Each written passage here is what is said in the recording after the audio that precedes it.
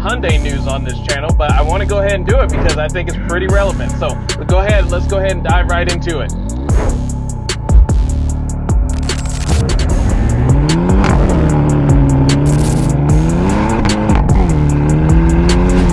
There is a new Elantra on the cusp. They have actually gotten some spy shots of the car in Korea and have seen just some details that really kind of align with what ultimately might end up being the Elantra, as well as Kia's version of the car as well.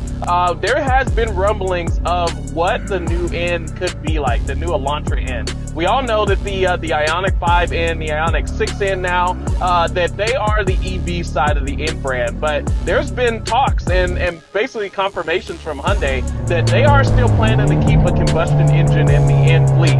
I feel like a lot of people's introduction to the brand is because of the internal combustion in cars, the Veloster N, the Kona N, and obviously the Elantra N.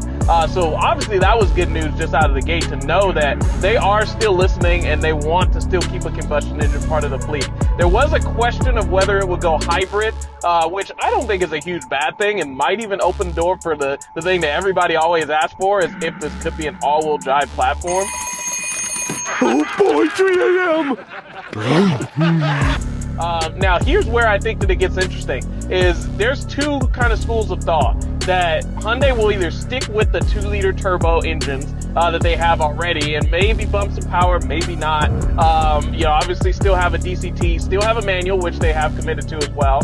Or, I've heard that this is becoming more and more real possibly, is that they could go with the 2.5-liter Sonata engine. If you don't know, the Sonata inline engines actually have more power than the N cars do on paper. It has 290 horsepower, I believe, out of that. And so a little bit of a horsepower bump would definitely be welcome. And nonetheless, I mean, obviously then pairing that with a DCT transmission with the ELSD, if it's a hybrid, obviously there's some benefits to that as well. And so nonetheless, it would be really interesting to see if that's the route they go. But design-wise, we still have no real kind of clear cut of what the N would look like in comparison to the current Elantra and the new Elantra. But I'm excited to see what's going to happen because, again, I'm happy that Hyundai has not decided to just go full EV and that they still want to keep either an internal combustion or a hybrid solution. So nonetheless, leave some comments in the obviously. Leave your thoughts. We'll just have to wait and see and just kind of source through all of the noise and see what we get. So nonetheless, I'll catch you guys on the next one.